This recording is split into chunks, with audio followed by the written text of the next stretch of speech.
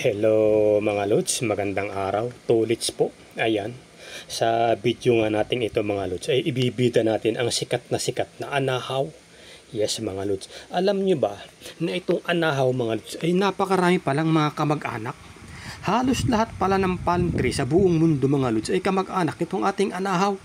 At itong ang anahaw natin na sikat mga lods, hindi lamang dito sa atin kundi sa buong mundo, ay may scientific name na Saribos rotundifolia. Yes mga lods, anahaw. Yang ating ano na yan mga lods, yung ating species na anahaw natin ay native lamang dito sa Pilipinas.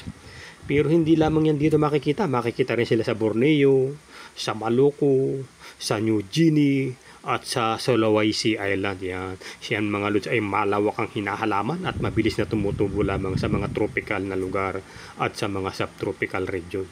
At yun naman mga lods tinatawag na Libistona saribus. Yan.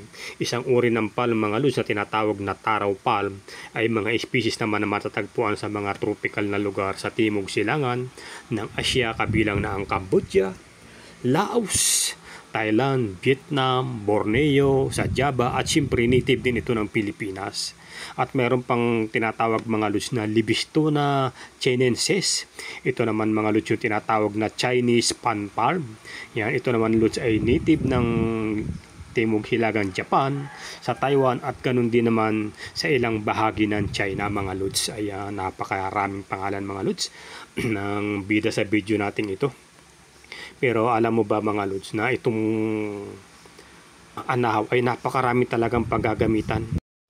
Bukod siya ito ay tumataas mga lods ng halos sa 30 metro, 20 metro at 5 ganun mga lods, ay namumunga din ito ng medyo berde na mabilog, na medyo mamula-mula na kapag nahinog na ay nagiging kulay itim.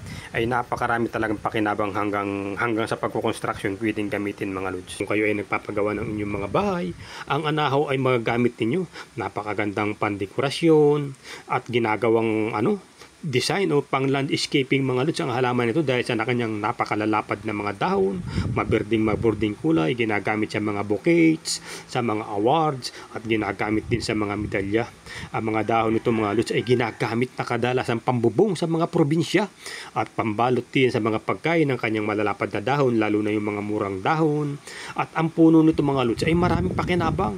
Pwedeng pamposte, pwedeng pangdingding, at halos lahat ng gamit sa bahay ay pwede mong gamitan ng anahaw mga lods.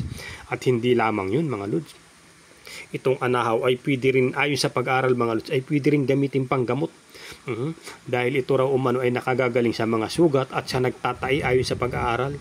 At ang mga buto umano nito ay mayroong mga antibacterial, antioxidant, at anti-tumor na kakayahan. Napakagaling mga lods. At hindi lamang yun, ang mga dahon nito mga lods ay ginagawang pamaypay, sombrero, mga display ng bulaklak. At hindi lang yun mga lods, napakaganda ng ambag nito sa ating biodiversity. Nakakaakit ito ng mga bubuyog, mga ibon, at lahat ng klase ng hayop mga lods ay kinakain ang bunga nito, na nagiging dahilan mga lods ng mabilis na pagdami ng ganitong klase ng halaman dahil na rin sa tulong ng mga hayop at ng mga ibon na kumakain ng bunga nito. Ang bunga nito mga lods ay napakasarap naman talaga.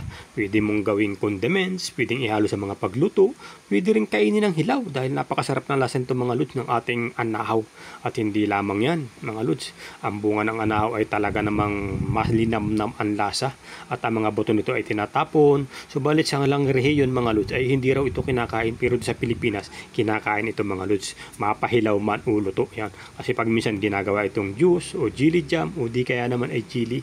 At mga lods, ito pa, kung walang bunga yung anahaw nyo riyan, yung ubod ng anahaw mga lods, pwede rin kainin. Ayan, hanggang dito na nga lamang mga lods ng ating video. Napakaraming paggagamitan ng ating punong anahaw. At kung nakarating ka sa bahaging ito ng ating video, ayan, pasupport na lamang naman mga lods sa ating munting channel at nang maabisuhan pa kayo sa susunod pa nating mga video. Ayan, salamat sa panonood.